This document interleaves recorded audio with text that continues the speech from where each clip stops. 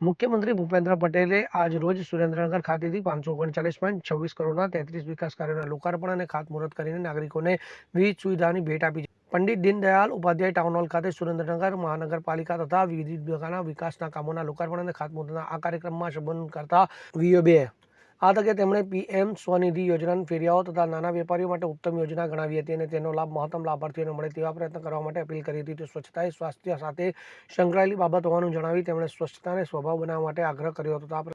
કાર્યક્રમના આરંભે જિલ્લા કલેક્ટર કે.એસ. યાજ્ઞિકે સૌ મહાનુભાવોનું હાર્દિક સ્વાગત કરતા કાર્યક્રમની વિસ્તૃત રૂપરેખા રજૂ કરી હતી. તો કાર્યક્રમના અંતે સુરેન્દ્રનગર મહાનગરપાલિકાના ઇન્ચાર્જ મ્યુનિસિપલ કમિશનર આર.એમ. જાલંધરા દ્વારા ઉપસ્થિત તમામ મહાનુભાવો, મહેમાનો અને નાગરિકોનો આભાર વ્યક્ત કરવામાં આવ્યો હતો. આ કાર્યક્રમમાં સામાજિક ન્યાય અને અધિકારિતા તથા શિક્ષણ મંત્રી ડોક્ટર પ્રદ્યુમન વાજા, સર્વે ધારાસભ્યો શામજીભાઈ ચૌહાણ, પુરુષોત્તમભાઈ પરમાર, પ્રકાશભાઈ વરમોરા, પ્રદેશ મહામંત્રી હિતેન્દ્રસિંહ ચૌહાણ, વઢવાણ તાલુકા પંચાયત પ્રમુખ આંબારામભાઈ દેવૈયા સહિતના પદાધિકારીઓ, સર્વે અગ્રણીઓ, વર્ષાબેન દોશી, જયેશભાઈ બુદ્ધ, ધીરુભાઈ સિંઘવ, હાર્દિકભાઈ પંડ્યા, ધનરાજભાઈ કેલા, શંકરભાઈ વેગડ, મહેન્દ્રભાઈ મુંજપરા, ધનજીભાઈ પટેલ, રાજભા ઝાલા, દેવાંગભાઈ રાવલ, પદ્યશ્રી લવજીભાઈ પરમાર, જિલ્લા પોલીસ અધિક્ષક પ્રેમસુખ ડેલુ, નિવાસ અધિક કલેક્ટર આર.કે. ઓઝા સહિતના વરિષ્ઠ અધિકારીઓ અને નગરજનો ઉપસ્થિત રહ્યા હતા. બ્યુરો રિપોર્ટ, પાકો ગુજરાત.